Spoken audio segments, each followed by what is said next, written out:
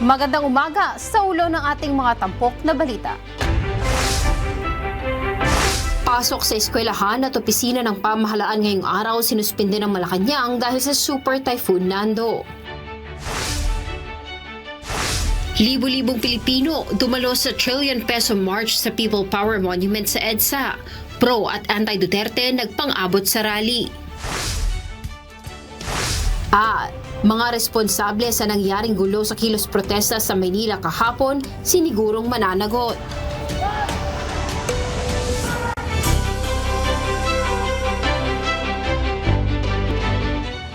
Sinuspinde ng Malacanang ang pasok sa lahat ng antas sa pampubliko at pribado mga paaralan, gayon din ang pasok sa trabaho ng mga empleyado ng gobyerno sa ilang lalawigan dahil sa posibleng epekto ng Super Typhoon Nando at ng habagat ngayong September 22. Kabilang sa mga lugar na ito ang Metro Manila, Abra, Antique, Apayao, Bataan, Batanes, Batangas, Benguet, Bulacan, Cagayan, Cavite, Ifugao, Ilocos Sur at Ilocos Norte.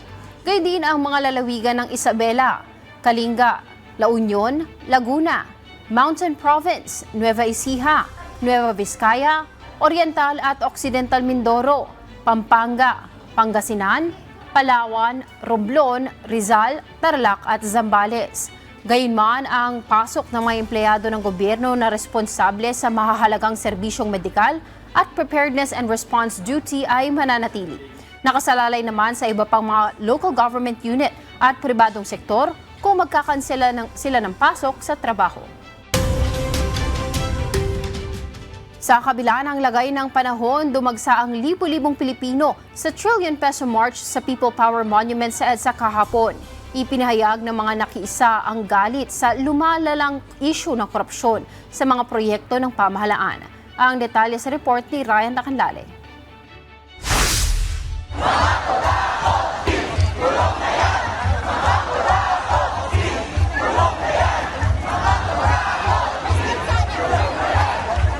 Galit na ang taong bayan sa talamak na korupsyon sa pamahalaan. Bago mag-alas 9, nagtipon-tipon na ang maliit na grupo sa paligid ng People Power Monument at unti-unting nagmarcha patungo sa White Plains Avenue, ang itinalagang lugar para sa protesta. Suot ang kulay puting damit at dala ang placards at bandila ng Pilipinas. Ipinanawagan ng mga relihista ang pagpapanagot sa mga nasa likod ng mga anomalya sa gobyerno. Pagsapit ng tanghali, lalo pang dumami ang mga relihista. Ayon kay Akbayan Party List Representative Chel Jokno, 4 ang pangunahin nilang panawagan sa pamahalaan. Una, buksan sa publiko ang Bicameral Conference Committee o BICAM sa pagtalakay ng pambansang budget upang maiwasan ang insertion.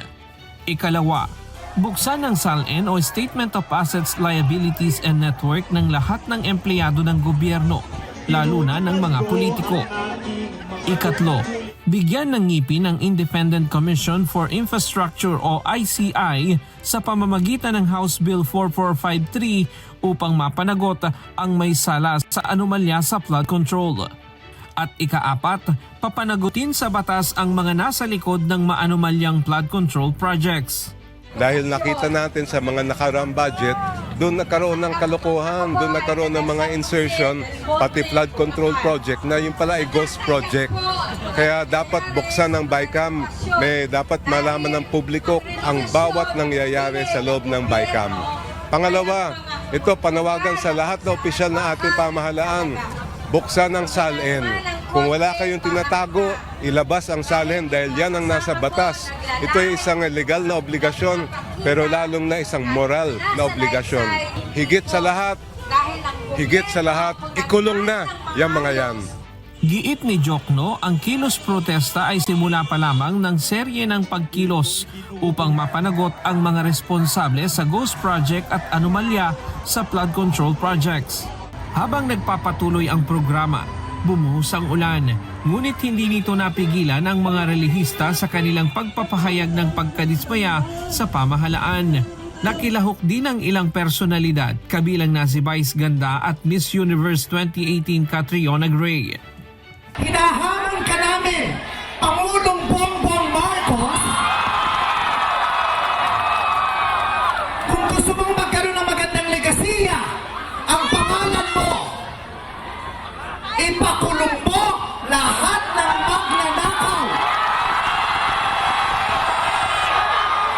Nakatingin kami sa iyo, Pangulong Bongbong Marcos. At inaasahan ka namin, hindi dahil sa idol ka namin, kundi dahil sinuswelduhan ka namin at inaasahan namin na tutuparin mo ang inuutos namin mga employer mo. Kami ang nagpapasahod sa inyo.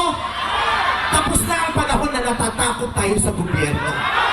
Takutin natin ang gobyerno dahil ang kapangyarihan nasa sa atin, wala sa kanila. Nakatingin kami sa inyo. Ipakulong lahat ipakulong. Bawiin ang mga ari-arian. Bawiin ang mga ari-arian. Samantala, nagkaroon naman ng tensyon sa pagitan ng mga pro at anti-Duterte groups malapit sa Camp Aguinaldo. Nagpalitan ng kantsawan ang dalawang panig hanggang mauwi sa pisikalan, ngunit agad namang namagitan ng mga pulis. Sa pagtataya ng Quezon City Police District, umabot sa 15,000 tao ang dumalo sa protesta sa People Power Monument. Ryan Lacanlale, UNTV News and Rescue. Diyos ang aming sandigan, serbisyo publiko ang aming pinahahalagahan. Dumalo sa isinagawang trillion peso march sa EDSA kahapon si Baguio City Mayor at Independent Commission for Infrastructure Special Advisor Benjamin Magalong. Sa kanyang talumpati, inamin ng mayor na labis siyang nagulat sa lawak at lalim ng korupsyon, partikular sa mga proyektong may kinalaman sa flood control ng gobyerno. Nagbabalik si Ryan Lacanlale.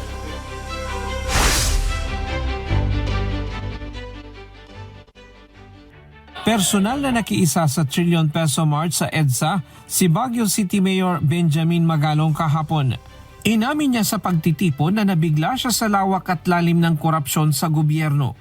Nagulat nga ako, alam ko it's widespread, it's massive, pero hindi ko akalain yung depth level at magnitude ng corruption na sa sarili kong opinion, lumalabas na parang naging normal na. Naging kalakaran na kaysa yung tinatawag natin exception. Kumbaga, yung mga gumagawa ng katiwalian, parang way of life nila. Tila anya naging kabuhayan na o maliit na industriya na ito para sa mga gumagawa ng korupsyon na hindi na natatakot sa kahihinat na nito. They were just so comfortable doing it. Ang iniisip lang nila magpakayaman na walang katapusan. Giit ni Magalong na hindi sila magpapatumpik-tumpik sa investigasyon. Kahit 1 linggo pa lang ang bagong tatag na komisyon, puspusan na ang pangungulekta ng ebidensya laban sa mga may sala. Bago pa siya lumahok sa ICI ay inumpisahan na niya ang pangangalap ng impormasyon at pangungulekta ng ebidensya. Naniniwala din siya na mayroon silang mapapanagot bago matapos ang administrasyon ni Pangulong Ferdinand Marcos Jr. Pagtiyak pa nito, hindi niya ugali ang gumawa ng fall guy para lamang may mapanagot. Ay, oo naman. Dapat lang. Dapat meron talagang makulong. Dapat talaga merong makasuhan at dapat may managot at may makulong. Hindi fall guy. Ay, hindi. Hindi naman ako gagawa ng gano'ng kalokohan na gagawa ako ng fall guy. Kung hindi, wala namang nakikialam sa amin, in fairness, wala namang dumitikta sa amin. Malalaman ko naman kung nagawa nga namin ng masapano yan at yung ibang mga malalaking investigation, ito pa kaya na mismo ng taong bayan kasama natin. Ryan Lacanlale, UNTV News and Rescue. Diyos ang aming sandigan, serbisyo publiko ang aming pinahahalagahan. Nanawagan si House Deputy Minority Leader at mamamayang Liberal Party List Representative Leila de Lima na pag-alabi ng galit sa katiwalian, subalit huwag pahantungin sa karahasan.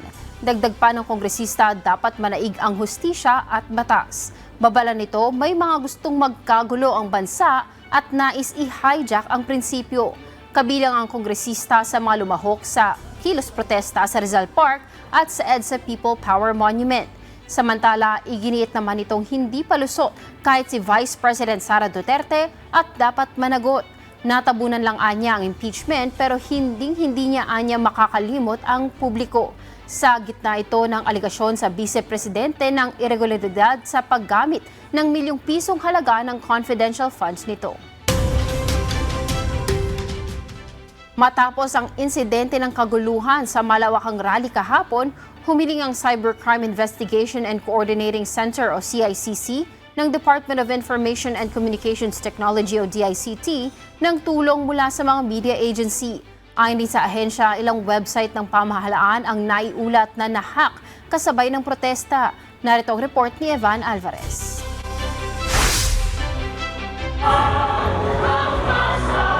Nagsimula sa mapayapang pagmarcha ang protesta kahapon ng mga rallyista September 21.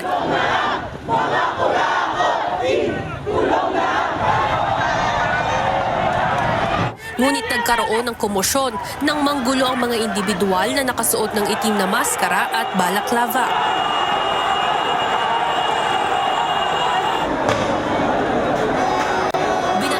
Ito ang mga riot police ng Manila Police District. Nagsunog ng container van malapit sa Ayala Bridge sa Maynila at sinubukang sirain ang harang na malapit sa Malacanang. Ayon sa Cybercrime Investigation and Coordinating Center o CICC ng Department of Information and Communications Technology, hahabulin nila ang grupong nanggulo sa naturang rally.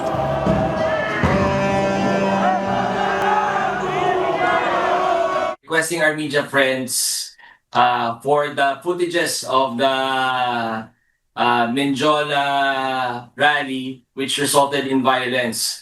We will be subjecting these videos to facial recognition para makilala natin kung sino-sino yung nakilahok do sa panggugulo.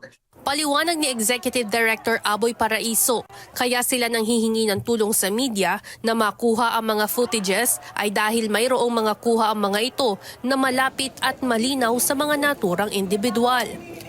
May kapasidad naman anya ang DICT para sa facial recognition na hindi naman lalabat sa data privacy rights ng mga ito dahil gagamitin ang footages para sa exercise of police power at iba pang lehitimong tungkulin ng pamahalaan. Parating doon sa mga naggugulo, hindi ho namin sila tatantanan. Makikilala at makikilala namin ho kayo, hahabulin ho namin kayo. Samantala, kasabay rin na nangyaring protesta kahapon, mayroong mga hacker na umatake sa mga website ng mga ahensya ng gobyerno. Ayon sa tala ng CICC, as of September 21, 23 national agency websites ang nakatanggap ng threat, habang 6 na national agency at 13 local government unit websites ang na-penetrate at sinubukang i-deface o baguhin ang itsura. Kasama sa mga national agencies ay ang Department of Budget and Management, Department of Public Works and Highways, Bureau of Treasury, Bureau of Customs, Department of Education Region 9 at Department of Education Pagadian City. Meron po tayong mga defacement sa mga websites at meron din pong infiltration sa mga websites na to. May mga traffic na and also yung distributed denial of service attacks. So marami pong kinds of attacks na sinasuffer ang ating mga government agencies. Ayon sa CICC, bago pa lamang mag-September 21 ay mayroon ng mga threat na natatanggap ang iba't ibang national government agency websites. Kinukumpirma pa ng ahensya kung aling grupo ang may pakana nito, ngunit mayroon anilang mga hacker ang dumalo rin sa protesta kahapon. Na-monitor ko natin yung Black Mask movement kanina sa apparently sa Menjola rin. These are a collective of apparently hackers na sumama ho do sa rally kanina at nakisama ho do sa panggugulo. Nakita ho natin yung flag nila at yung insignia nila. Paalala ng DICT sa mga sumusubok mang-hack sa mga website ng pamahalaan, hindi ito epektibong paraan ng pagpapahayag ng saloobin at lalo lamang nakadaragdag sa nangyayaring kaguluhan. Evan Alvarez, UNTV News and Rescue. Diyos ang aming sandigan, serbisyo publiko ang aming pinahahalagahan. Siniguro ni Manila Mayor Isko Moreno Domagoso na mananagot ang mga responsable sa nangyaring gulo at paninira sa kilos protesta kahapon. Ang detalye sa ulat ni JP Nunez.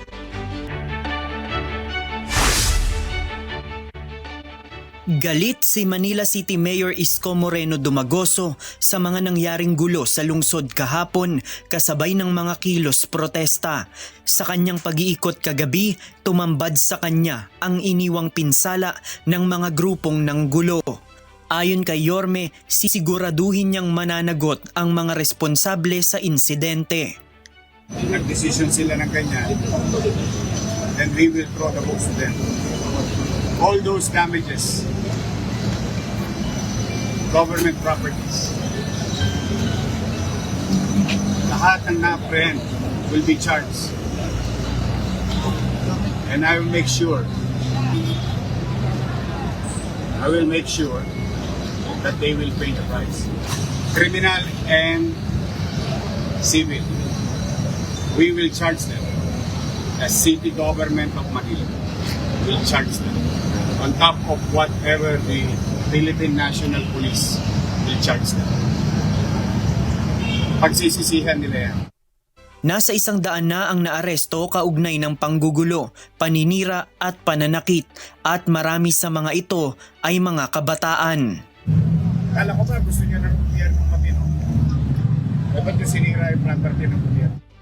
Nagpasalamat naman ang alkalde sa mga pulis na nagpatupad ng anyay high tolerance sa rally bagamat ikinalulungkot niya na marami rin sa mga ito ang nasugatan. JP Nunez, UNTV, News and Rescue. Diyos ang aming sandigan, serbisyo publiko ang aming pinahahalagahan.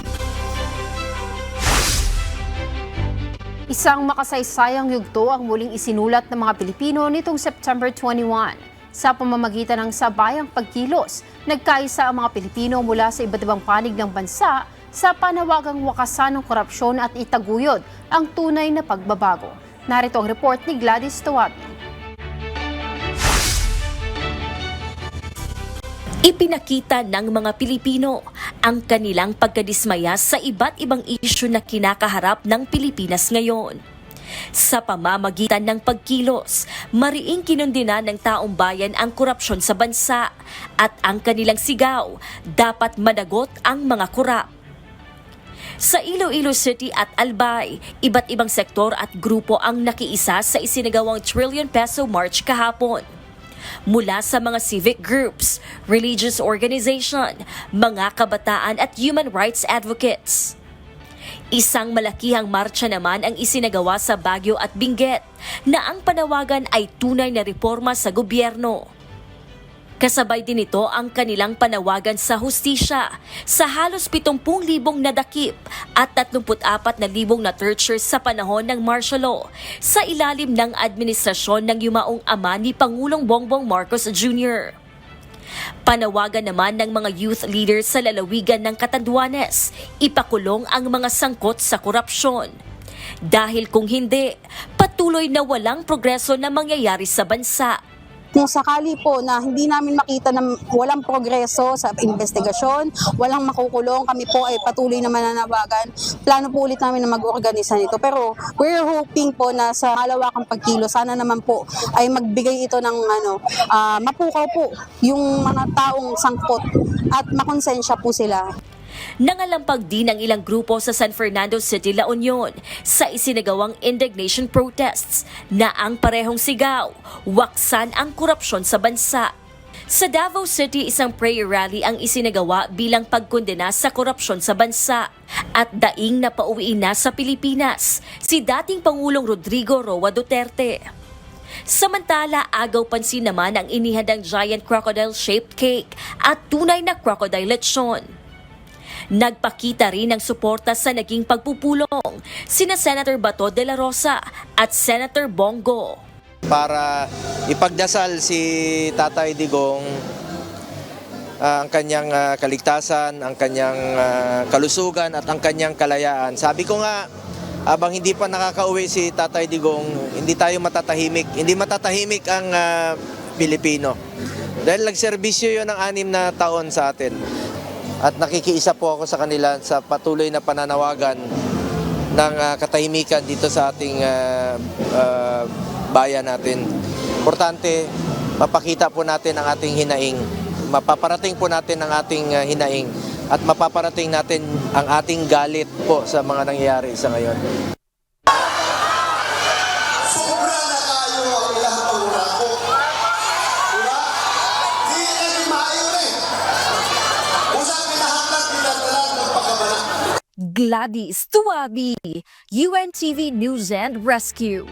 Diyos ang aming sandigan, serbisyo publiko ang aming pinahahalagahan. Nakakalap ng mga posibleng ebidensya si Bryce Hernandez, dating opisyal ng Department of Public Works and Highways, kaugnay sa anomalya sa flood control projects. Ayon kay Senator Panfilo Lacson, ipipresenta ang mga ito sa susunod na pagdinig ng Senate Blue Ribbon Committee. Narito ang report ni Asher Cadapan Jr. Mga dokumento at isang computer. Ito ang mga nakuhang posibleng ebidensya ni Bryce Hernandez, dating Assistant Engineer ng Department of Public Works and Highways. Ito ay matapos payagan ng dating opisyal na lumabas ng Senado upang kumalap ng ebidensya laban sa mga pinangalanan nitong sangkot umano sa anomalya sa flood control projects. Sa isang panayam kay Senador Panfilo Lacson, chairperson ng Senate Blue Ribbon Committee, sinabi nito na sinelyuhan ang mga naturang ebidensya matapos makuha ang mga ito ni Hernandez. Paliwanag pa ng Senador, kapag aalisin na ang selyo ay kailangan dumaan ito sa proseso ng pagpepreserba ng chain of custody. Maaaring ipresenta ang mga ito bukas, September 23, kung kailan siya nagpatawag ng sunod na pagdinig ng Blue Ribbon, busod na rin ang mga bagong development. Paliwanag pa ng Senador, nagpipigil si Hernandez dahil mahirap anyang magturo ng walang katibayan. Kaya bukod sa aligasyon kina Senators Jinggoy Estrada at Joel Villanueva, maaaring maging katibayan din ito sa iba pang nauugnay sa issue. Sakaling may makitang matibay na ebidensya mula dito, agad rin niya itong isusumite sa Independent Committee for Infrastructure o ICI. Ito ay para naman sa bahagi ng prosekusyon na ginagawa ng komisyon habang ang Senado ay nakatuon in aid of legislation o para sa pagbubuo ng batas. Dagdag pa ni Lacson, sa kasalukuyan ay napatunayan pa lang na mayroong insertion sa budget para sa mga halaga ng proyekto na inihayag ni Hernandez. Ngunit hindi pa rin malinaw kung sino talaga ang nag-insert nito at mahirap i-establish ito malibang may maipakitang pruweba ang dating opisyal. Sa ngayon ay wala pa anyang maibabatong criminal case sa dalawang senador at nananatili pa ring bintang ang mga aligasyon ni Hernandez. Asher Cadapan Jr., UNTV News and Rescue. Diyos ang aming sandigan, serbisyo publiko ang aming pinahahalagahan. Nagsagawa ng pagtitipon ang Filipino community sa Tokyo, Japan bilang panawagan na pauwiin na ng Pilipinas si dating Pangulong Rodrigo Duterte, kung saan kasama sa dumalo si Vice President Sara Duterte at Senator Robin Padilla. Ang detalye sa report ni Jed Neresina. Palaging nagpapasalamat si dating Pangulong Rodrigo Duterte sa mga patuloy na sumusuporta sa kanilang pamilya ayon kay Vice President Sara Duterte.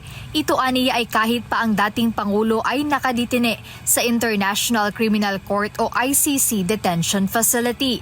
Ngunit sa huling pag-uusap ng Vice Presidente at ng kanyang ama, ibinahagi ni VP Sara na hindi nagugustuhan ni dating Pangulong Duterte ang mga balita tungkol sa mga nangyayari sa Pilipinas. Tapos medyo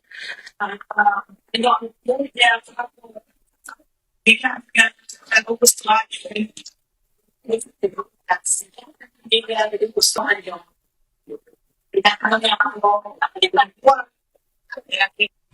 Bukod dito, ibinahagi naman ng pangalawang Pangulo na may bansang handang tumanggap na kay FPRRD kung sakaling maaprubahan na ng ICC ang hiling ng kampo nito na interim release. Kung makikita nyo sa ICC website, meron ng third country doon.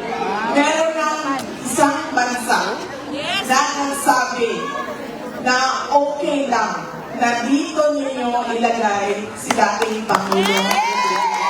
Kaya sir, kailangan kasi tanggapin siya noong bansa. Hindi pwede, basta lang siya papasok doon sa bansa na yun. Ayon kay VP Duterte, nakipag-usap siya sa mga kakilala niya sa ibang bansa upang makahanap ng tatanggap sa kanyang ama kung payagan itong pansamantalang makaalis sa detention facility. Dahil wala akong mapagkatiwalaan doon sa Pilipinas, ginamit ko ang aking mga nakilala sa labas ng Pilipinas dahil sa aking trabaho. Nakiusap ako sa kanila, tulungan ninyo kami. So medyo matagal yun dahil hindi madali makipag-negosasyon sa isang bansa. Pero, sabi ko nga, dahil sa pagdarasal ninyo, may mga good news na nangyayari.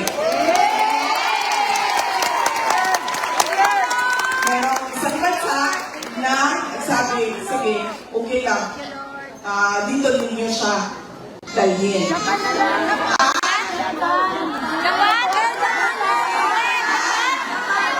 Masasabi ko hindi Japan. Hindi ko masabi sa inyo kung saan, pero pwede mong sabihin Japan.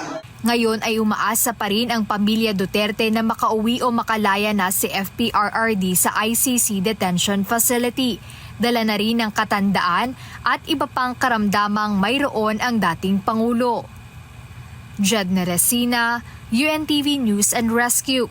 Diyos ang aming sandigan, serbisyo publiko ang aming pinahahalagahan.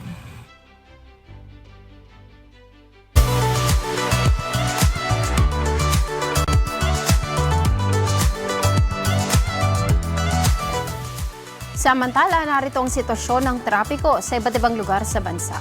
Silipin po natin ang ating live feed sa Sukat Road exit sa Parañaque City. Dito po sa left side na papunta ng SLEX at gayon din po sa right side na papunta naman ng Baclaran ay tuloy-tuloy po ang daloy ng mga sasakyan.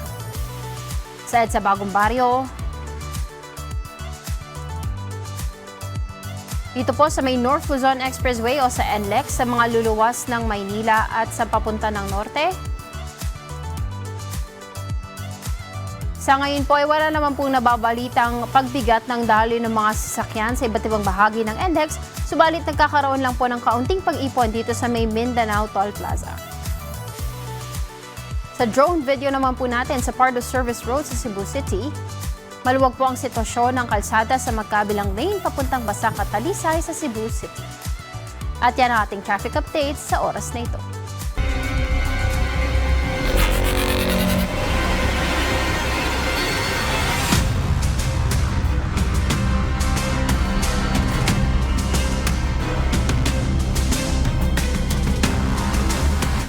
Nagtagumpay ang mga koponan ng Judiciary Magus at undefeated na AFP Cavaliers sa unang round ng semifinals ng UNTV Cup Executive Face-Off 2025 na nagsimula nitong linggo.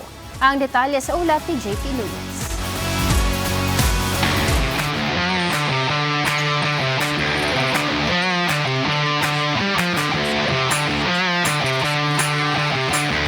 Simula na ang mas maiinit na bakbakan sa hardcourt sa pag-umpisa ng semifinals ng UNTV Cup Executive Face-Off 2025 sa Nova Desi Convention Center sa Quezon City nitong linggo. Sa first game, agad na ipinakita ng Judiciary Magus ang isang epektibong teamwork sa first quarter ng laban sa Ombudsman Graph Busters. Maaga nilang tinambakan ang Graph Busters matapos ang kanilang 14-0 run sa unang 5 minuto ng laro. Nagtapos ang first quarter, double-digit ang lamang ng Judiciary Magus sa score na 28-7. Sa pagtatapos ng first half, nagawang ibaba ng Ombudsman Graph Busters ang kalamangan ng Judiciary Magus sa 14 na puntos, 38-24. Pagdating ng third quarter, nagsimula ng bumawi ang koponan ng Ombudsman para bawasan ang kanilang double-digit deficit.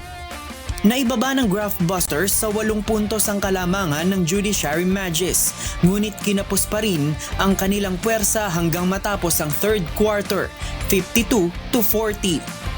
Sa fourth quarter, hindi na nakabawi pa ang Ombudsman Graph Busters at tuluyan ng sinelyuhan ng Judiciary Magus ang panalo sa score na 65-54. Best player of the game si Judge Julius Haba na nag-ambag ng 21 points, 3 rebounds at 3 steals. isa sa mga naging challenge din sa amin dito, sa mga challenges na dumating is yung familiarity namin sa Ombudsman. Nakakalaro namin sila even before. So alam nila yung laro namin in the same manner na alam rin namin yung laro nila. So ang challenge na lang sa amin kung paano namin babaguhin yung mga style namin para maka-adapt po sa laro nila.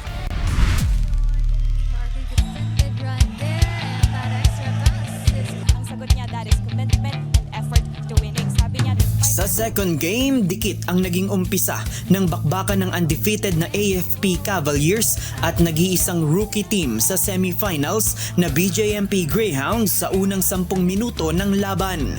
Sa second quarter, mas naging mainit ang koponan ng AFP.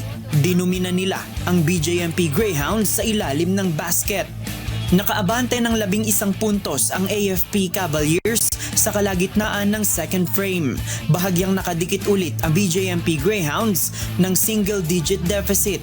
Subalit nagtapos pa rin ang first half sa double-digit na kalamangan ng AFP Cavaliers, 37-28.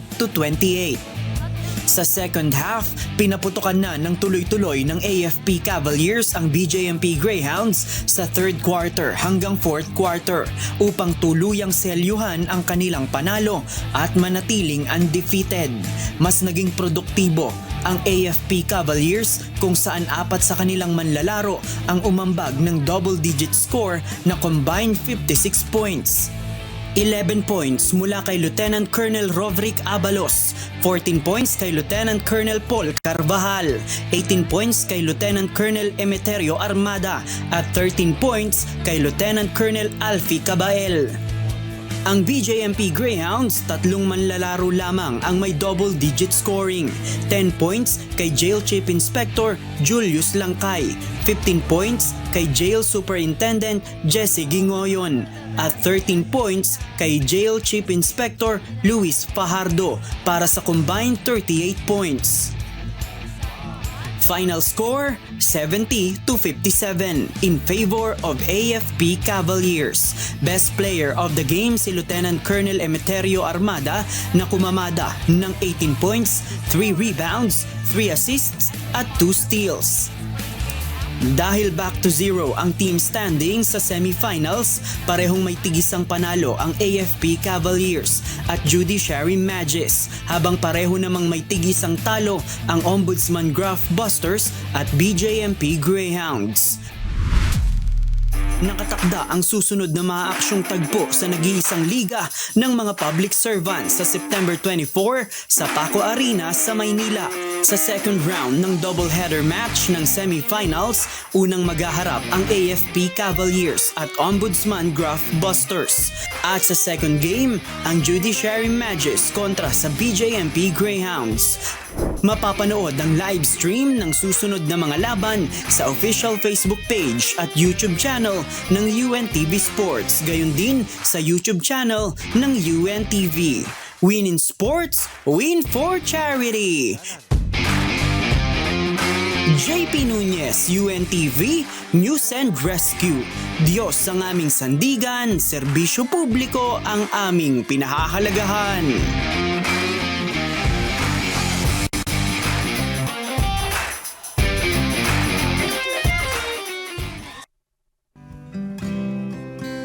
At sa ating iiwang mga salita ng Diyos na ating sandigan. Mula sa Book of Hebrews, chapter 12, verse 6 na nagsasabi, sapagkat pinarurusahan ng Panginoon ang kanyang iniibig at hinahampas ang bawat tinatanggap na anak. For whom the Lord loveth, the chasteneth, and scourgeth every son whom He receiveth. Recently lang nag-viral yung isang kaso ng online bank scam. Kaya ngayong araw, pag-uusapan po natin kung paano ba tayo makapag-iingat para hindi mabiktima ng cybercrime. Panoorin niyo po ito dahil baka isa kayo sa mga makaranas ng ganito.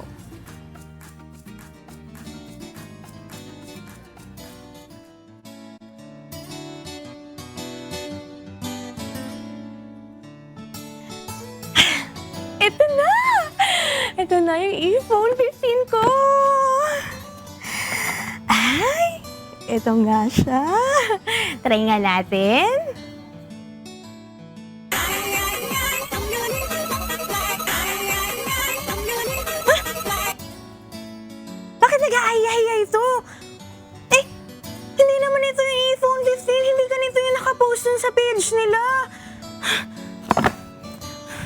Tawagan ko nga yung seller. Wait, eto. Seller, bakit iba po yung dumating sa akin? Di naman ata ito yung iPhone 15 na pinost niyo online eh. Uy! Hala! Blinak ako! Naku! Wait, tawagan ko sila dun sa number.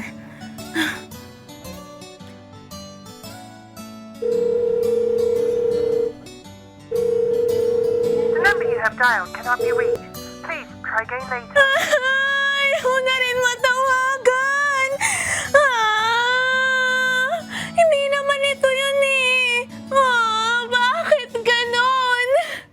Binayaran ko naman. Pero bakit fake?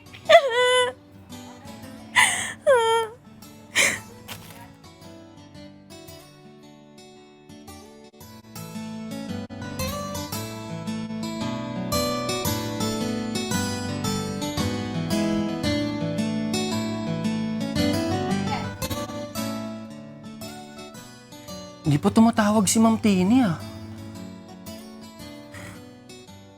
Teka, ako natatawag.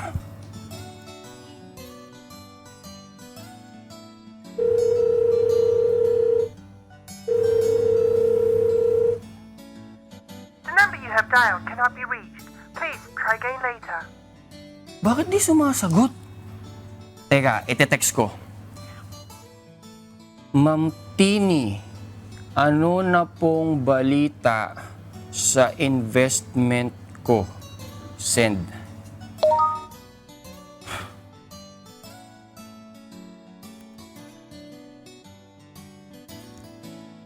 Anong nangyari dun? Bakit wala pa ring reply? Tatawagan ko ulit.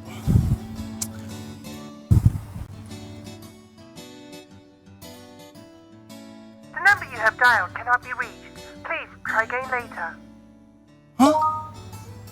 Ba't di ko na matawagan?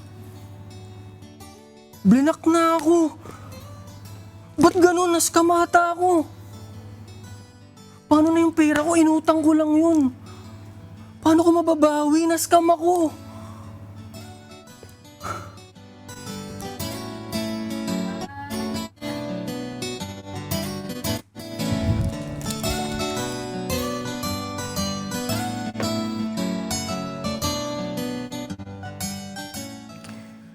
Hala, bakit nagbago yung password ng bank account ko? Wala naman ako tinatransfer na 100,000. Tatawagan ko nga to si Ian Christian.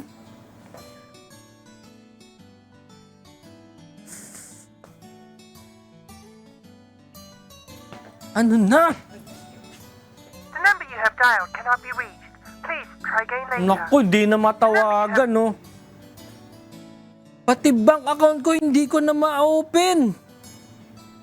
Na-scam na ako. Naku, sayang naman yung pinaghirapan ko.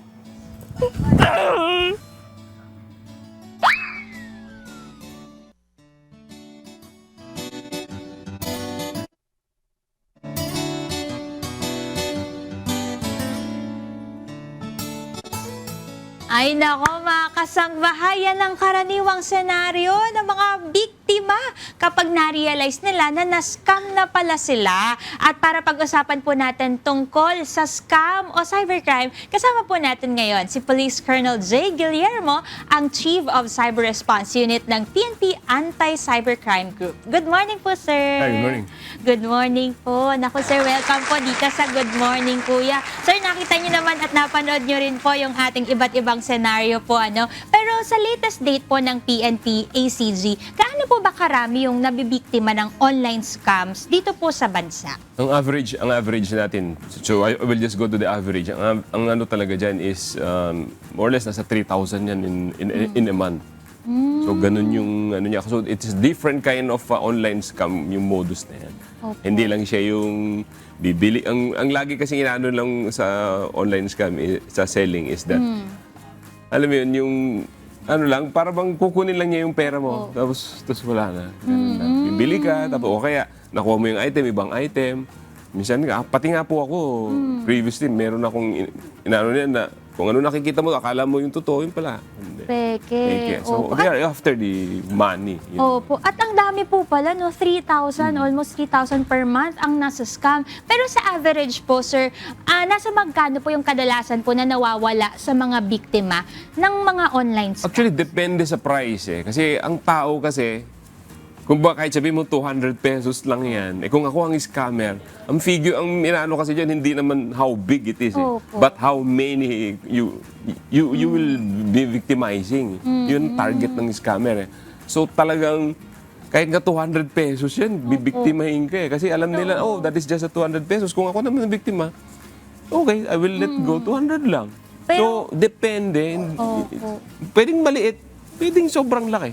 Pero yun nga po yung sabi nyo, no, sir, pwedeng sa akin na bumibili 200 pesos lang, pero kung yung scammer naka-10 siya agad, di ba 2,000 pesos? 2,000 pesos yun. Ganun ka ano yung tao na yun. Opo. Pero pagdating naman po sa iba't ibang age group, sir, ano po ba yung kadalasang age group na mas madalas mas-scam? Mas madalas po bang mas-scam ang mga bata kaysa sa mga matatanda o vice versa?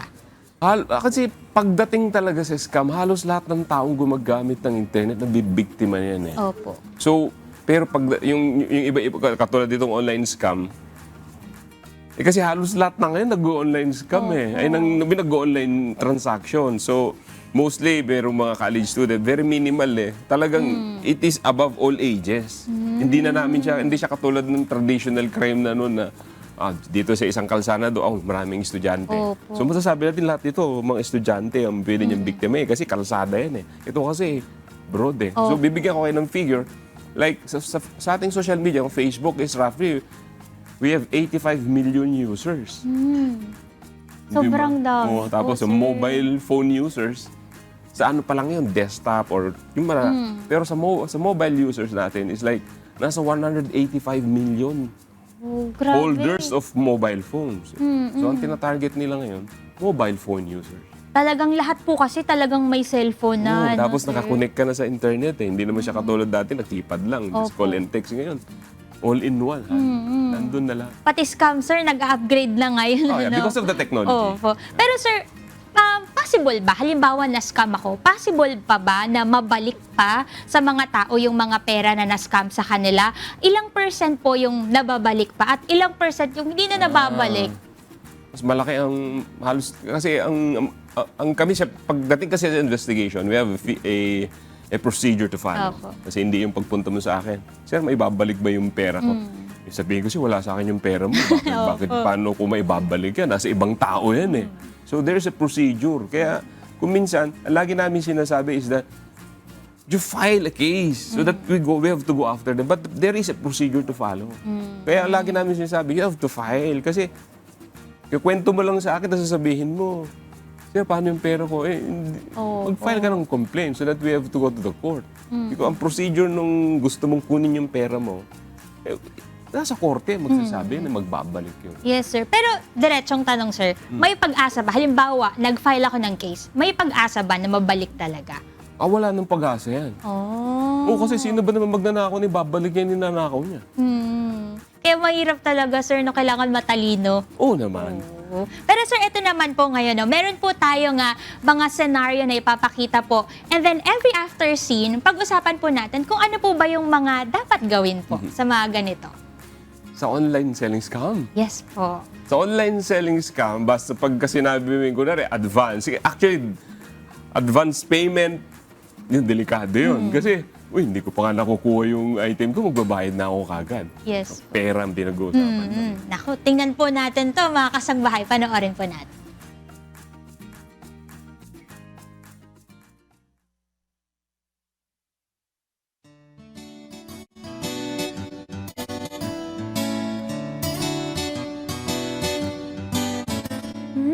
Grabe. 15,000 na lang yung iPhone 15! Wow, dito sa page na to, mura-mura. I-message ko nga.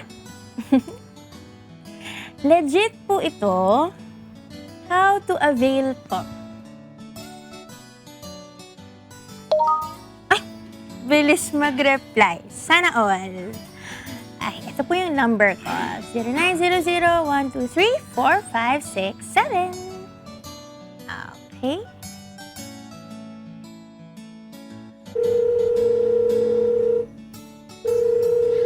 Hello po? Ma'am! Ay! Hello? Yes po, legit po. Limited offer po kasi ito kasi 'di ba may iPhone 17 na. Eh mura na kasi iPhone 15 to eh. Paubos na nga po, 2 na lang 'yan. Dalawa na lang? Pero teka lang po.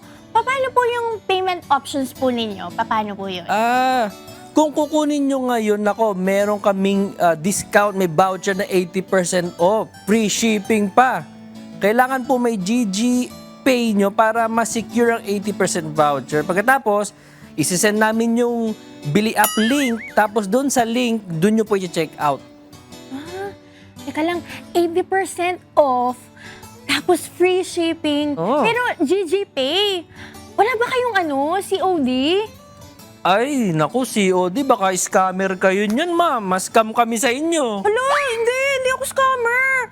Ay, naku, first come, first serve po to. Ay, nakuha na yung isa. Isa na lang. Wala, ma'am. Isa na lang? Pag-isipan nyo na. Teka. Limited offer lang to, ma'am. Wait. Paubos na to, oh. Ito na, kinukuha na sa akin, wait oh. lang po, seller. Kukunin ko na po. Kukunin ko na. Akin na po yun. Mine. Okay, sige. Okay na po? Sa akin na po? Sa'yo na.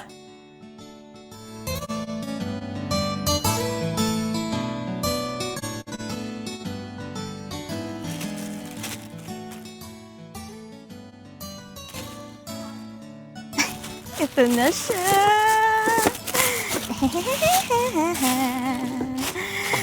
Ay! Pikit mo na. Okay. Ay! Ito na siya! Yung iPhone 15 ko! Try nga natin.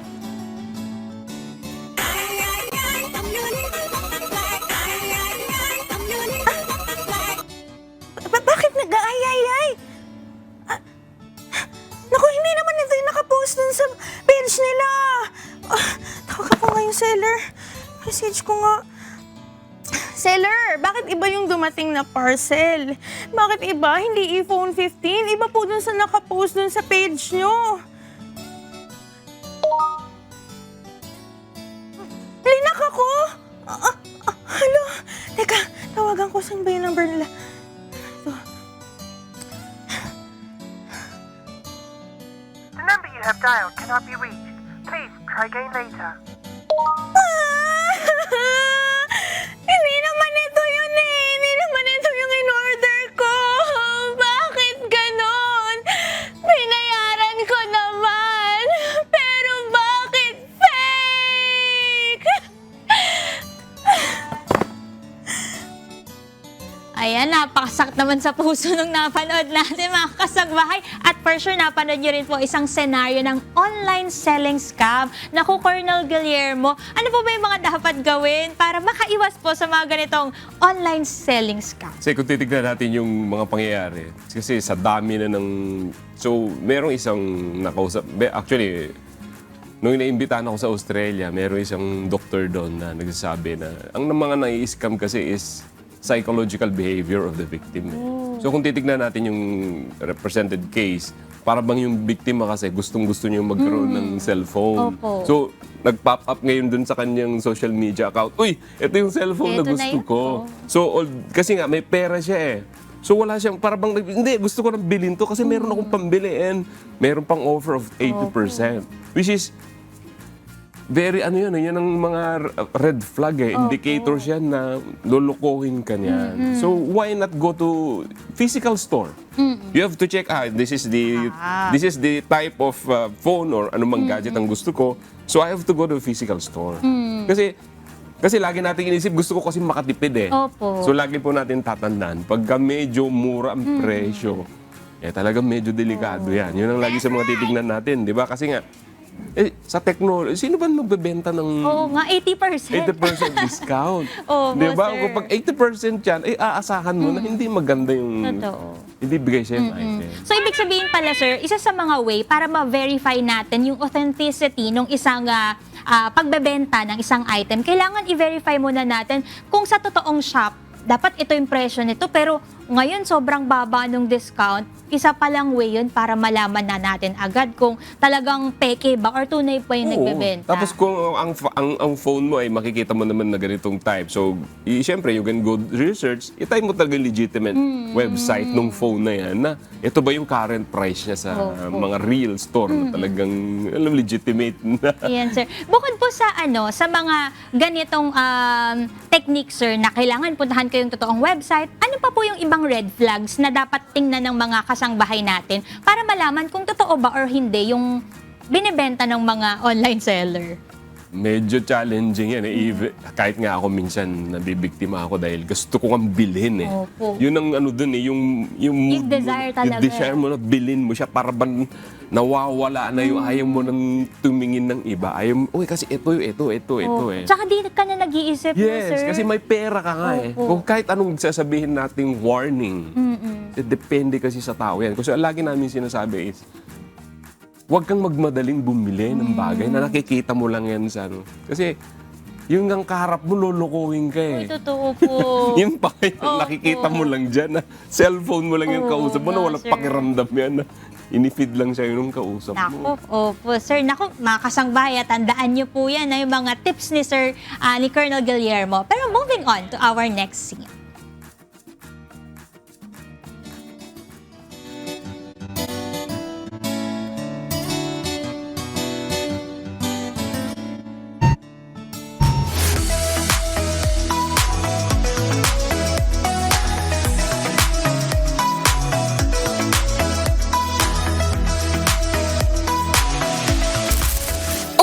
Gusto nyo rin ba yan?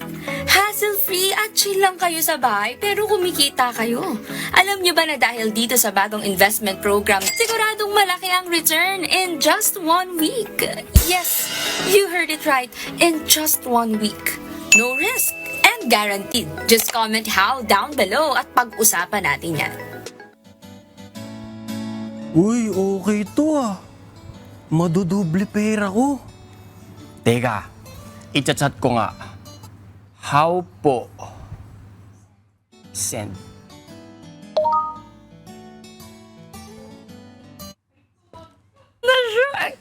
Hello, sir. Join ka sa link na to, sir, para ma-explain ko sa'yo yung mga gagawin mo. Magjo-join pala.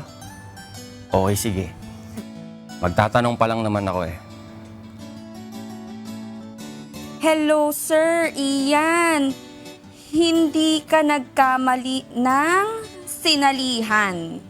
Dahil dito, ang 10K investment mo magiging 20K in just 1 week. Power!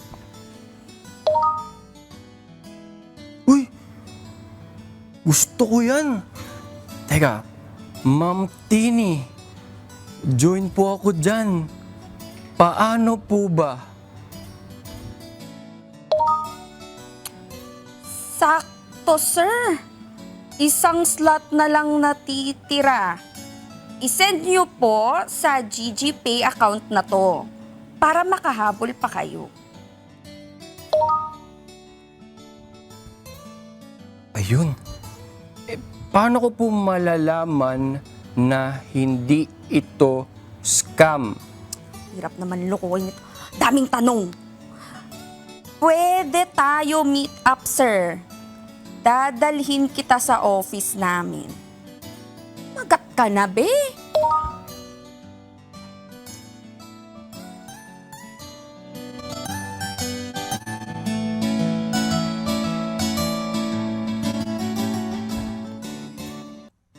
Ito na yung yung pera ko. Totoo nga. Galing. Yung 10K ko, naging 20K sa loob ng 1 linggo. Paldo tayo. Teka, mag-i-invest ako uli. Pero syempre dapat, mas malaki na ngayon. Teka, mangungutang muna ako. Teka, tatawagan ko si Broski Joshua.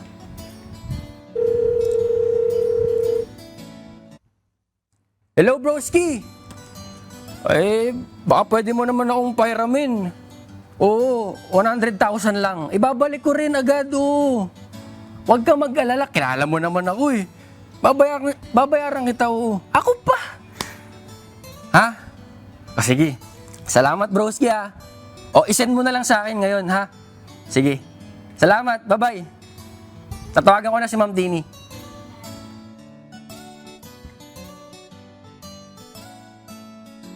Tawagan ko si Ma'am Tini.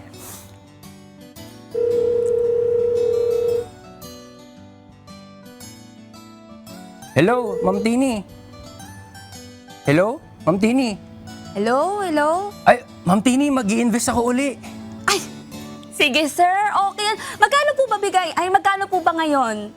Ngayon po, Ma'am, 100,000 naman. Wow! Sige, sir. Ganito, send mo na agad yan sa GGPay ko para makahabol ka sa cut-off. Alam mo na, di ba, after a week, magiging 200,000 na yung 100,000 mo. Yun, sige, Ma'am. Sige, ito. Isisend ko na, ha? Isisend ko na. Sige, babay po muna, ha? Babalikan ko po kayo. Sige. 100,000 cent. Yung pera ko magiging 200,000. Malaking pera to. Yayaman na ako. Success! Success din ako.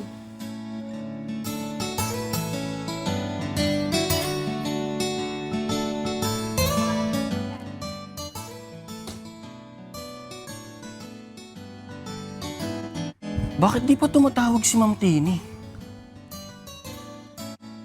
Teka. Ako na tatawag.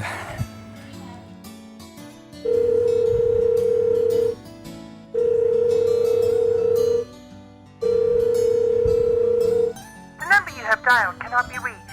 Please try again later. Di sumasagot. Tetext ko. Ma'am Tini, ano na pong balita sa investment ko?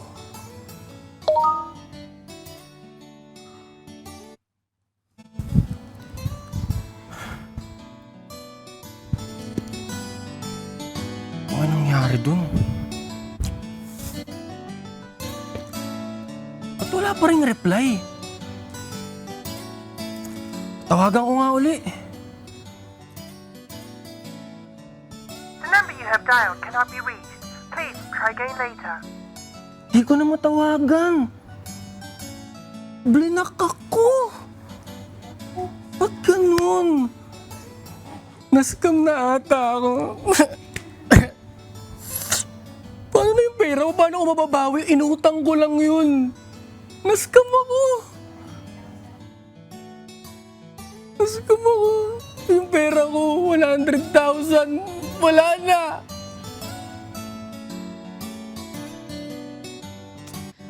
Aray ko naman, ang sakit naman na naglaw 100,000 pesos. Gaano katagal mo iipunin yan, broski? Nako, yan naman po ang isang example ng investment scam. Nako, Colonel, paano naman po natin maiiwasan yung mga ganitong modus operandi? Kasi nakakatakot. Kasi sabi niyo po kanina, sa online selling scam, pwede tayong mag-authenticate. Punta ka sa totoong website, i-check mo. Pero, sir, ito, dadalhin ka sa totoong office. Paano ko po malalaman kung totoo ba to o hindi? Ang una natin titignan dyan, kasi pag sinabi mong 10% ang kita niyan in a month, ay talagang huwag ka nang maniwala. Kasi sabihin nyo, dadaling kayo doon sa opisina ng pinakita nyo, sinet up lang nila yun, kunwaring opisina yun eh. Kasi pag sinabi mong 10%, talagang bulahan yan. Kasi nga, kung titignan nga natin yung mga malalaking kumpanya, masaya na nga sila if they earn 1.9%. 1.9% pero okay na yun. Okay na yun sa kanila. Ikaw, 10% ang interest na ibibigay. Paano mo kukunin yun? So, it is a Ponzi scheme. So, ibig sabihin, katulad yan, bibigyan kita 10,000, tapos, sige, sa susunod, bibigyan kita, sa paniniwalaan kita na, bibigyan na kita. Kasi meron na akong naipon eh, kaya kong ipamigay. Kasi hindi naman akin eh. Hindi pag bibigyan kita, di ba niniwala ka ngayon? Opo. Magbibigay ka ng 100,000? Naku po. Tsaka, doon ka talaga huhulihin, sir. Parang sa first few months, babayaran ka talaga nung ano. Tapos in the end, hindi ka nababayaran. Basta huwag tayong maniwala doon sa 10% o kahit nga 7%. Ano yan eh. Sa amin nga sa PNP, yung slide namin, 14% in a year. Opo. Di parang 1% lang in per month. Tagal. Di ba? Ito 10%. Anong negosyo ang Kakaiba yun, Di sir. ba? So Nako. iba na. So yun ang lagi natin tatandaan. Ang tao talaga sa any kinds of scam, sa tagal ko nag-iimbestiga, yung behavior ng tao. Dahil meron siyang pera, hindi niya alam kung paano gagawin niya. And mostly, mga nabibiktima nito, mga OFWs. Oh. Because they have the money, gusto nilang makatulong. Lalo na yung ganung senaryo na may kaibigan ka, siyempre, kaya ko naman itong bayaran in a few months. Huwag natin isusugal yung mga ganung bagay. Yes, sir. Pero ano naman po yung mga best practices po sa safe investing para sa mga baguhan po nating mga kababayan, lalo na po, for example, mga first time na OFW, biglang kumita ng malaki, tapos yung gusto agad nila, ay, kailangan invest ko to para yumaman ako agad. Huwag silang magmadali. Kasi nga, kahit nga yung simpleng sari-sari store Opo. pag-aaralan mo, gusto ko magtayo ng sari-sari store kasi gaano ba karami yung bibili? Paano yung ROI mo? Dami mo mga, di ba, pag-aralan mo maigi. Kung hindi ka naman talaga marunong magtayo ng negosyo, hindi kasi yan, 1 month mo lang may ROI na eh. Di ba? So kailangan, ipunin mo lang talaga kung anong gusto mong bangko na dyan na lang, wag mo nang galawin. Satisfy ka na with the minimal interest. Para at least fix safe siya, di ba? Huwag kang mangarap kasi di naman tayo pinanganak na negosyante lahat eh. Tama, sir. Di ba? Bakit ka mangangarap? Huwag, kasi sayang yung pera. Mag-start muna tayo sa kung ano meron tayo ngayon. Ang negosyo, pag negosyo, kung ano yung pinakagusto mong gawin, yun ang i-improve mo. Para kasi gustong-gusto mo siyang gawin eh. Opo. Di ba? Huwag kang mag-i-invest na hindi mo alam. Kasi nga, talagang malulugi ka, hindi mo alam eh. Opo. At maloloko ka, sir. Maloloko ka pa. Oo. Kaya mga kasangbahay, ingat talaga tayo. Mga nagmamadali talaga sa pagyaman. Ang ending niyan, kapahamakan. At para naman po sa ating next scene, ang tawag naman dito ay vishing or voice phishing. Ako, ano kaya to?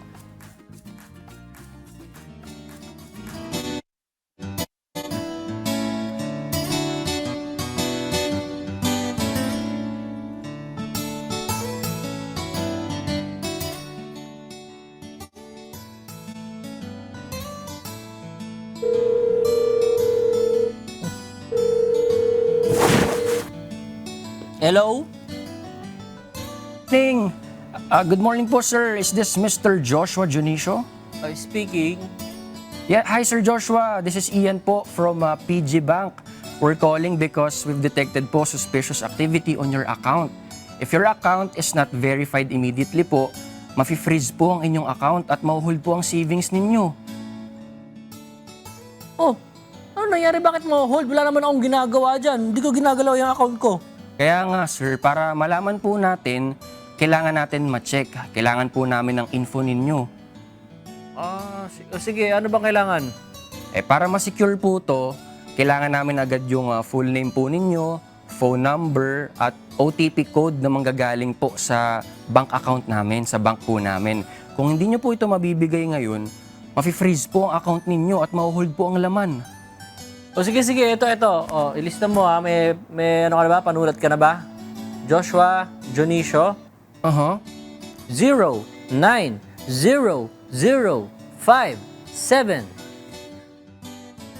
Ayun. May natanggap po ba kayong one-time password, sir? Pakisabi po yung code dahil in a few minutes po, mahuhold na po ang account ninyo at hindi nyo na po mawi-withdraw yung laman. Pakisabi na po. Sandali. Wait lang ha. Meron na po ba? Ito. 1212 daw. 1212. Oo. Ayun, sige. Sige, thank you, Sir Joshua. Update po namin kayo agad. Sige. Ay.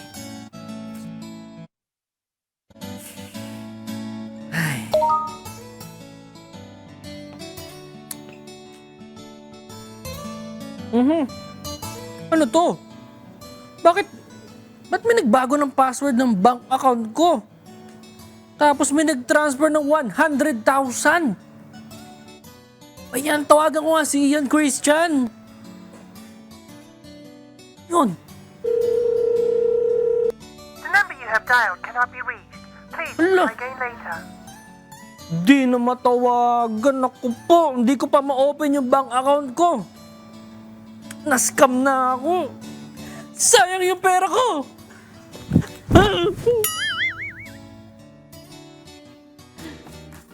Ay, kahit naman ako talaga, mapapadive ako sa kama kung talagang mas-scam ako. Naku, pati si Joshua, nabiktima na rin talaga. At marami talagang nabibiktima dito sa voice phishing. Yung mga nagpapakilala na taga-bangko. Naku, pati mga tunay na bangko, akala mo sila na talaga yun. Pero Sir Jay, nakakatakot naman po yung ganito. Bukod po ba sa online bank scam, meron pa po bang ibang uri ng online o kaya yung mga phone scams? Actually, yung sinasabing phishing, Opo. talagang napakarami namin data yan. So, bakit naging advocacy? Kasi yung misis ko nabiktima niyan eh. Oh. So, yung account ng misis ko. So, ang modus kasi nung almost the same. Meron siyang data, sabi nun kasi your card is about to expire. So, kailangan i-update mo siya, blah, blah, blah. So, merong tumawag, nagpapakilalang taga-bangko. And then suddenly, ganyan talaga yung modus nila eh. Ang target talaga ng mga yan is to get the OTP. Opo. And then, pag nakuha yung OTP, tatawag siya, Ma'am, sir, wag mo munang galawin yung system. Kasi nag-update siya. Opo. So, although nakaka-receive na yung victim ng information na meron access, hindi niya na napansin kasi naitanim na sa isip niya eh. Na wag galawin. Wag galawin. So, akala nag-update. And then suddenly, lahat ng pera tinransfer sa isang digital wallet account. Tapos wala na. Wala na. So, it took me 8 months to identify these individuals. And we filed the cases. And matagal ito. It was in July of 27 in 2024. And nag-press briefing kami dyan. Opo. Meron kaming 1,384 victims. From 2022 to 2024. So, ganun. And they were able to get, based on the data that we recovered, meron silang 119.5 million na nakuha, na nakulimbat sa mga biktima. Grabe, ang laki po ng 195 million. So hindi mo kailangan magtrabaho, mag-scam ka na lang because you will be able to get 119.5 million. Naku sir, pero ito po, curious po ako kasi naranasan ko rin yan. Sir, may tumatawag sa akin, taga-bangko. Curious po ako, paano po nila nalalaman yung mga personal details namin? Kasi minsan sinasabi sa akin, ma'am, ito pa rin po ba yung address nyo? Nakakagulat sir, so kung ikaw, wala ka talagang alam sa ganito, mas-scam ka talaga kasi galing to sa bangko kasi may details nila ako. Yes, Paano yes. po So, yun, sir? it's always assumed na doon ka nangyayari. Based on investigations, napakarami kasing indicators that they were able to get eh. 'Di ba? Hindi natin masigurado kung saan ba talaga galing. But based on investigation, ito kasi yung mga tao na kunwari ikaw, di mo namamalayan na meron pa kinakausap ka pero unintentionally binibigay mo yung information mo. Tapos even your number, yung pala ikinukonect mo doon sa mga bangko. So, siyempre parang nagbabakas ka. Sir J. Guillermo, meron ka bang bangko meron ka bang account sa ganito-ganito? Meron ka nga. Siyempre yung papasagot ka, opo. Sabi, kami po ay taga-ganito-ganito. Parang nililid ka talaga na Yeah. makuha yung information. Yun. So, hindi natin masabi kung coming from the bank. Pero there are possibilities kasi tao lang naman ang may hawak ng information eh. Pwede mong, kumbaga, pwede kitang takutin or bibilin ko na, nalaman ko na maraming data na alam to, pwede kong bilhin. So, napakaraming pwedeng gawin sa tao na may hawak ng information. Pero hindi naman natin sinasabi they are directly involved. But there are possibilities. Pero sir, given this situation, ano po yung mga tips na pwede nating ibigay sa mga kasangbahay natin para hindi po sila mabiktima ng mga ganitong scam? Katulad ng gusap ko kanina, i-separate natin yung online activities, especially yung online banking accounts from our social media accounts. Kasi hindi natin alam, sabi ko, the power of our cell phone, this is a touch screen. Kung iisa lang ang parang ito lang ang pintuan mo para makapunta ka sa cyberspace. So this is a touch screen. Lahat na mapipindot mo diyan, pwedeng mangyari kahit ano. Di ba? So, yung online activities natin, is including our financial accounts, it must be separated from the different gadget. Ibig sabihin po ba, sir, halimbawa, bibili ako sa isang online shop, dapat po ba hindi ko ilalagay din yung mga information ko ng credit card? i-separate mo siya. Alis talaga Dapat dalawa o tatlo, kahit ka tatlo pa eh. Para lang, kasi hindi natin alam kung saan dadaan yung So dapat po may account for pang online, na konti lang yung laman, meron kang pang savings, hindi talaga Pero different diretso. gadget. Oh. Hindi pa pwedeng isa. Hindi isa lang, iba-ibang phone. Yes. Kasi, ito, pag nabuksan kasi ito, Automatic kuha na lahat. hindi, pag nabuksan kasi ito, kunwari, yan, hindi mo napindot. Kahit anong mapindot mo dyan, papasok siya eh. Opo. Naku, So, hindi mo kasalanan. Di ba? Dahil nga, touchscreen eh. Hindi mo nilock yun. Pag ano mo, Naku, sir. pag bulsa mo, Ayun nagalaw na. mo pala. Di ba? Mahirap Mapindot-pindot na lang. talaga. Opo. Sir, paano naman po halimbawa sa bangko, yung scammer ay nag-pretend na nakabilang siya sa isang kilala na bangko. Tapos, na-scam ako. Pwede ko po ba yung ireklamo dun sa mismong bangko na kung saan ako affiliated? Meron po bang magagawa yung bangko? Ang gagawin nila, Jess, ang procedure kasi is they will investigate. Pero ang ano lang doon is, siyempre, i-investigan it. It took them 90 days. Tagal. Diba? Tapos pupunta ka they will advise you to go to the BSP, ganun. Talagang very challenging yan dahil nawala na yung pera mo eh. Opo. It doesn't mean na nagsumbong ako sa bangko, sir, may babalik nila yung pera. Wala na kasi nga Ang sakit na. kasi nga ang transfer ng pera is digital na eh. It is online. Hindi siya katulad dati. It's physical. Dadali mo yung pera sa bangko, tapos i-withdraw mo physically. Ngayon, online. Hindi mo alam kung pagpindot niya, pumunta sa isang account, siya rin yung may hawak ng account, palilipa rin na naman niya sa ibang account. Paano mo hahabulin yun? Kunwari, ikaw magre-reklamo ka. Ang bangko mo nasa ibang lugar. Like, pagpalagay natin, you're from Quezon City, but previously, nakatira ka sa Mandaluyong, but your account is in Mandaluyong. Even though you have to call it take you time. Pero ang kriminal, he or she can do it Mabilis. in a minute, in a second. Dahil, Isang pindot lang. Wala na. Transfer na. di ba? So, ganun na dapat natin maintindihan. Laging tinatanong kasi ng biktima is, kailan ko makukuha yung pera? Uulitin ko na naman yung sinabi ko, sino ba yung magnanakaw na ibabalik niya yung ninakaw niya? Naku, sir, ang sakit-sakit naman ito. Kaya dapat matalino talaga tayo, mga kasagbayo. Ayan ha, narinig niyo ba yung mga payo ha? Tini, Joshua, and Ian. So, bago magtatapos na agad, ang ano ko lang doon is, kung nabiktiman man po tayo, kailangan po natin ito i-report sa bangko at saka sa law enforcement. Katulad nga nung misis ko, although misis ko yun, siyempre mabait, pagpapasadyos na natin yan, it is a 247,000 account, wipe out talaga. 247,280 to be exact. So, there's a 14 transactions. From the last transactions, inubos niya yung 7,280. So, ubos, di ba? So, sabi ko sa misis ko, wala na talaga tayong magagawa dyan. So, naging advocacy ko is, hindi, kailangan natin tulungan yung mga nabiktima. Kasi, yung mga nabiktima, or sasabihin namin, katulad ng tanong mo, may babalik pa ba yung pera ko? Sasabihin namin, hindi na. Hindi ka na magre-reklamo. So, anong gagawin ng pulis? Wala na siyang magagawa. Kasi ikaw na biktima, ayaw mo magreklamo. Kasi sisihin mo kami mga pulis na wala kaming ginagawa, which is not. So, sabi ko dun sa misis ko, kahit walang kaya mo na yung pera, kasi wala na tayong magagawa doon. So, kailangan tulungan natin yung mga nabiktima. So, because of that, we were able to solve yung 1,384 cases, which is pending dahil we are waiting the victims to file complaints before the law enforcement. And wala kami nakuha. So, sisisihin nyo kami. Which is, hindi yun ang procedure. Kaya kailangan talaga, sir, no, may makuha ka man or wala, mabalik man or hindi, mag-file ka pa rin ng kaso. Tama yun. That's right! Naku, ano masasabi niyo dyan, mga friends? Yung mga nabiktima ng scam dito, kaway-kaway sa inyo. Pero maraming salamat po, Colonel J. Guillermo, dahil mga kasambahay, tatandaan natin dapat kung ano yung mga natutunan natin dito kay Sir or dito sa ating Colonel na bisita ngayong araw para hindi na kami or hindi na tayo ma-scam sa susunod. Siyempre, mga kasangbahay, bago po natin ituloy ang usapang scam o cybercrime, magluluto po muna tayo. At ito po ang ating what's for breakfast. Madali lang po kasi ayaw nating ayaw nating ma-rush. At ito dito scam ha, ham and cheese sandwich. Sobrang dali lang. Ito po yung mga ingredients natin mga kasangbahay. Siyempre, kailangan natin ng ham.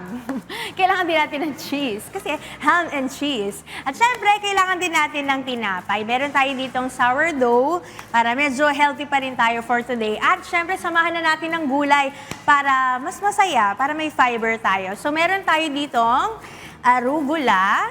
This one. Yan. Pakita ko sa inyo. This one is the arugula at meron din tayong lettuce. At ito nakatakip lang kasi para ma-retain lang yung freshness nila. Meron tayong kamatis. At for our dressing, for yung pinaka-sauce niya, meron tayong ranch sauce. And syempre, dahil ito yung cheese natin, naka-squares lang. So, ayan, ito lang siya yung ibang mga ingredients natin. Nilagay ko na sa ating pan para naka-ready na siya, agad-agad makakain na yung mga kasama natin. So, mabilis lang ang ating ham and cheese. Init-init lang, wala na tayong luto-luto. Pero explain ko na ba sa inyo, mga kasangbahay? O sige, ganito lang yan. Kanina, hinit up ko lang itong ating ham. Kasi luto naman na usually yung mga ham na nabibili natin. Tapos, hiwa ako nung ating bread, nag-slice ako, tapos nilagyan ko lang siya ng olive oil. Tapos ito na siya, naka-heat up na siya kasama yung cheese natin para mag-melt. So, pwede kong takpan yan ngayon para malusaw lang siya. Ganun lang siya. Tintayin natin malusaw ng konting-konti lang. Pero actually, nag-melt na rin naman siya. Mga 30 seconds. Pero kung gusto nyo, ngayon sige. Mabilis naman, tingnan nyo to. Ayan, mga kasangbahay.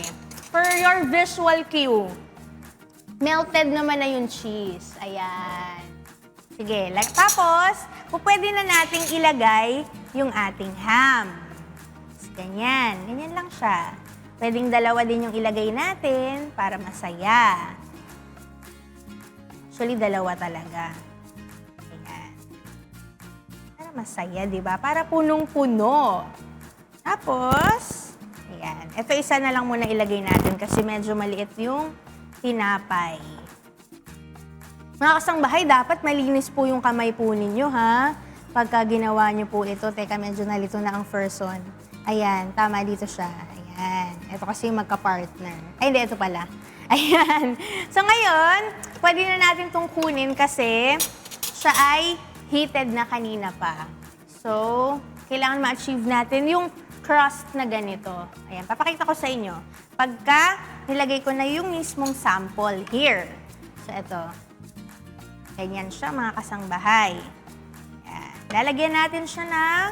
mag-gloves lang ako. Baka kasi magalit kayo sa akin eh. Ginakamay ko yung lahat ng ingredients eh. Uy, huwag kayong magpapaskam ha, mga kasangbahay. Huwag kayong gagaya dun sa acting ko kanina. So, ayan. Nakalagay na yung ham and cheese natin.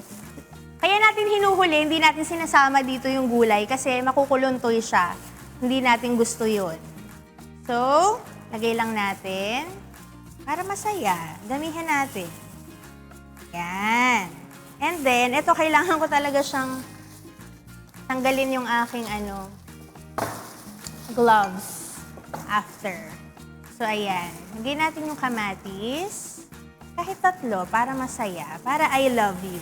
Tapos, lalagyan natin ng asin.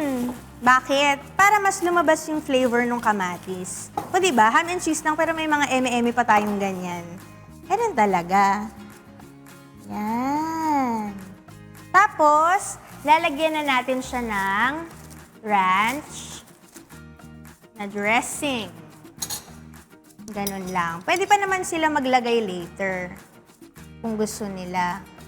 Kung gusto nila mas marami, kung gusto nila konti lang.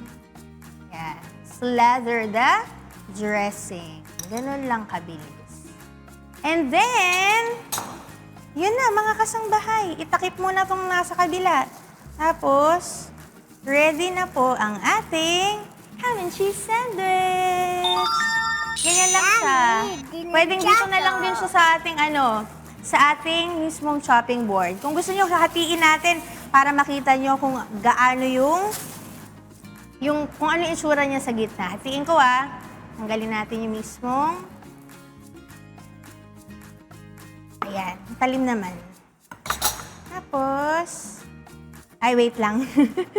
Isa pa. Isa prank.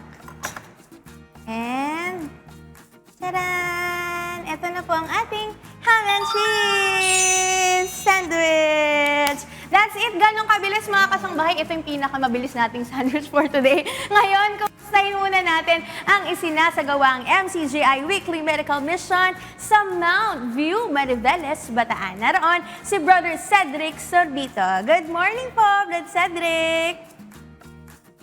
Yes, good morning Kuya and good morning din po sa inyo Sis Ira. Live na live pa rin po tayo dito sa ating MCGI Clinic dito po sa Barangay Mountain View, Mariveles, Bataan.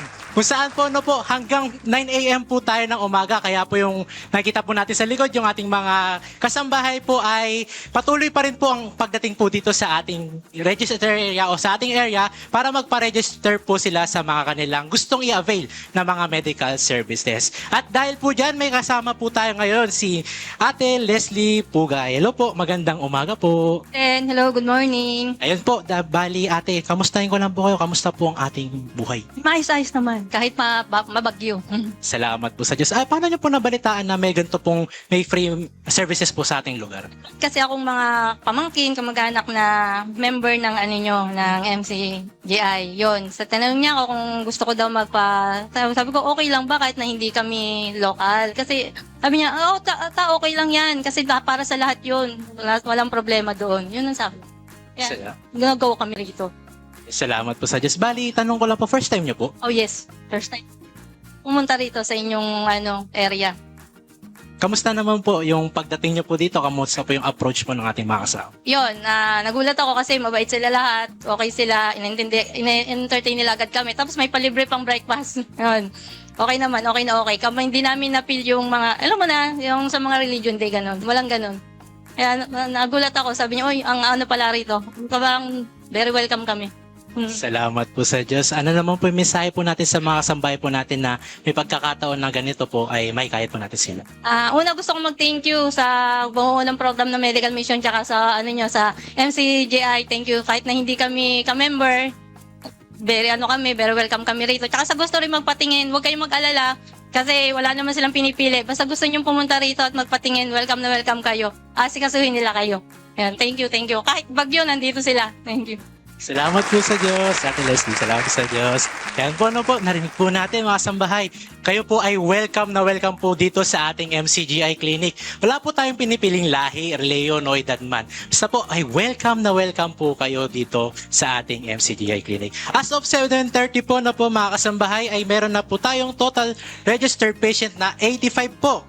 Meron po tayong medical consultation adult, meron po tayong 22. Pediatric consultation ay meron po tayong 11. Sa dental service naman po ay meron po tayong 20. Sa optical services with free reading glasses ay meron na po tayong 23. At haircut po ay meron pong 9. Yun. Sa awat tulong po ng Diyos at lahat po ng ating registered patient ngayon pong araw ay mapagseserbisyuhan po natin ng libreng-libre. Kasama po natin ang mga MCGI volunteers at medical staff. Yan po, salamat po sa Diyos sa mabuting pagkakataon. At kung loloobin po ng Diyos ay tutungo naman po tayo sa Barangay Gugo, Samal, Bataan. Kita-kits po tayo dyan mga kasambahay, God willing po. At ito muna po ang update po sa ating MCGI Clinic dito sa Bataan. Balik po sa inyo.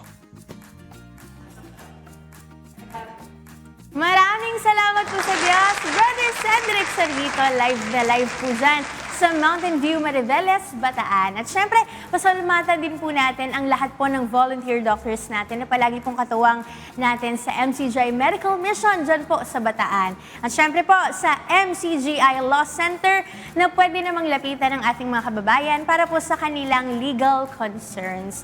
At shout out din po sa buong MCGI Medical Team. Hello staff! At ngayon, balik na po dyan kina Celine at kina Police Colonel Jake Guillermo. Salamat, Ira at Sir Jay. Ayan, welcome back po dahil natalakay po natin kanina yung top 3 online scams ngayon. Ang online selling scam, investment scam, at po yung tinatawag na voice phishing scam. Ngayon po sir, ano po yung advice or reminders po ninyo sa ating mga kababayan para naman po maiwasan po yung mga ganitong instances po para sa kanila? Ang pinakano lang dyan is huwag tayong masyadong magmadali kung ano man ang gusto nating gawin sa ating mga gadgets. At kumbaga iwasan natin na lagi tayong malapit sa ating gadgets para hindi tayo mabibiktima. Dahil sabi ko nga, kahit ano man ang gawin mo dyan, minsan may napipindot ka dahil para bang yan na lang ang lagi mong kausap, hindi mo na namamalayan na nagiging biktima ka na pala. Opo. Tandaan po natin, ang cybercrime po, yung mga gumagawa ng krimen sa internet, ang una po niyang nanakawin dyan sa'yo ay information. Tapos ang kasunod po nun ay pera. Dahil alam niya na, sabi ko nga kanina, hindi mo ito nakikita eh. Ang kausap mo ng gadget. Opo. So hindi mo alam kung nasaan yung taong nasa likod nito, oras na maging biktima ka, o hindi mo alam yung pera mo kung saan man siya napunta. Kasi lagi niyan sinasabi, online transfer, blah, blah, blah. So lagi tayong maging maingat parati sa ating mga kausap na nanghingi ng information, tapos nanghingi ng pera. Opo. Eto sir, sabi niyo po kanina, isang mahigpit na reminder niyo po na kahit anong mangyari, mabalik man yung pera o hindi, magpa-file po tayo at magko-complain tayo sa mga kapulisan, sa PNP. Pero saan po namin kayo pwedeng makontak? Saan po kami pupunta kung ma-scam po kami? Tuwing tinatanong ako tungkol dyan, sabi ko wala po kaming hotline kasi sa pangalan pa lang siya is hot na eh. So hotline. They can check our FB page. And then spread po yan. May mga numbers po dyan na pwede nyo pong tawagan. And then kung anumang opisina kayo or kung saan man kayo, mayroon kami mga opisina sa aming mga regional offices. At obligado po ang aming kapulisan na oras po nag-file kayo ng complaint. Obligasyon po niyan, tawagan po kayo. Papuntahin po kayo sa opisina. Lagi kasi nagtatanong ating kababayan, hindi ba pwedeng magreklamo ng online? Medyo challenging din po kasi yan. Kasi nga, alam naman natin na marami manloloko sa online. Kung lahat na lang ng complaint sa online, tatanggapin namin, hindi na namin alam kung fake ba yung complaint o hindi. So, inobliga po namin yan na kailangan nyo pong pumunta physically to validate if yung complaint nyo ba ay totoo o hindi. Yes, naku, maraming salamat po kay Police Colonel J. Guillermo for joining us today. At syempre po sa pagbabahagi ng mahalagang paalala laban sa cybercrime. Sir, baka may gusto kayong batiin? Magandang umaga po sa aking mga kasama sa PNP Anti-Cybercrime Group. Lagi po natin tatandaan yung pagsiservisyo ng totoo sa ating mga kababayan. Dahil sila po ang pinagsisilbihan natin para maging maging alerto. Ang part po ng ginagawa po namin is totally awareness po talaga. At saka we have to maximize everything na ano ba pwede nating maitulong sa ating kababayan na kahit papaano nababawasan ng krimen. Hindi man natin ito 100% na walang krimen, talaga kahit papaano mababawasan po siya. Salamat po, Police Colonel J. Guillermo. At ngayon naman, panoorin natin kung ano ang mangyayari kapag tayo ay alerto at maingat online.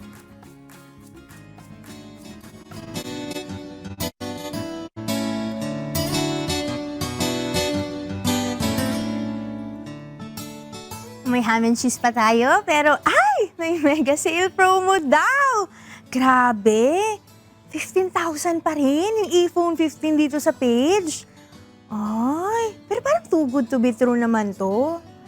Teka, titingnan ko muna yung mga reviews. Ay, 3 stars? 2 stars? 1 star? Bato? Ay, sabi ko na nga, be, kung hindi fake, bato ang ipapadala. Scam to. I-report natin. Yan.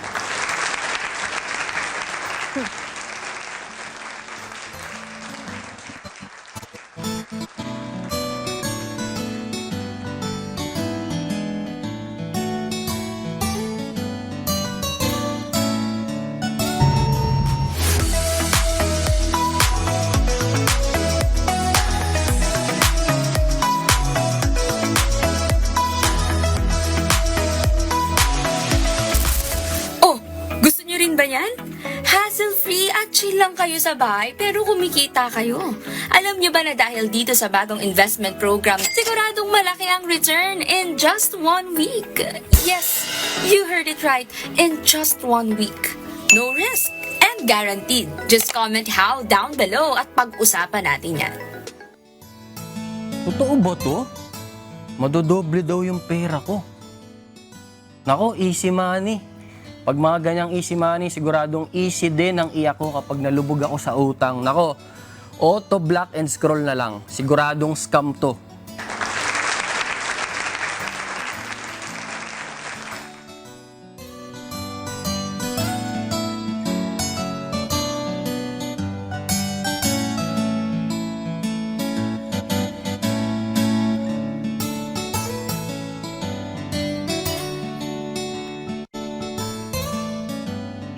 Hello? Hello? Hello? Hello? Sir Joshua? This Ian po from PG Bank. We're calling because we've detected suspicious activity on your account po. If your account is not verified immediately, mafi-freeze po ang inyong account at ma-hold po ang savings ninyo.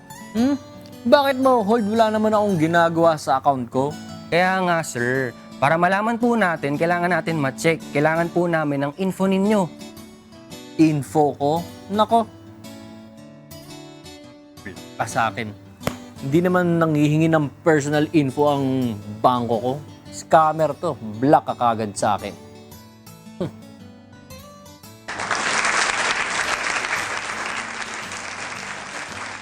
At yan po mga kababayan ang mangyayari kapag maingat tayo at alerto sa mga scammer. Hindi tayo mabibiktima ng scam at ligtas din ang ating savings. At pasalamatan naman natin ang mga actors natin for today. Si Joshua, Ian, Tini at ang ating actress/chef na si Ira. Ang gagaling naman. Medyo kumambyo tayo ng ano doon eh, no? Ng ganap doon eh. Parang ano pa, sa acting nyo, parang na-experience nyo. Based on on May like, nakaligtas ba sa experiences. scam dito? Parang wala, no? Parang lahat tayo naka-experience ng scam. Hindi pa. Ay, hindi ka pa? Ang grabe, matalino. Experience. Kasi wala akong pera eh. Nascam ako, pero hindi rin pera. Hindi pera, account. Account ang na-scam ka. May dala si Ira. Yeah. Isa doon sa Ito, natin kay Sir Eto. Itong sandwich, hindi ito scam, sir. Masarap po yan. Hindi po yan scam, sir. Hindi po yan yung unang kagat hangin lahat. Madami po yung ano. Ayan. Ano ba yung natutunan nyo naman sa mga discussion ni sir kanina? Naku, ayoko talagang ma-scam una kasi sapat lang din yung pera ko. Pag naubos yun, pag na-scam pa yun, wala na. Makakatok na talaga ako sa mga bahay niyong lahat.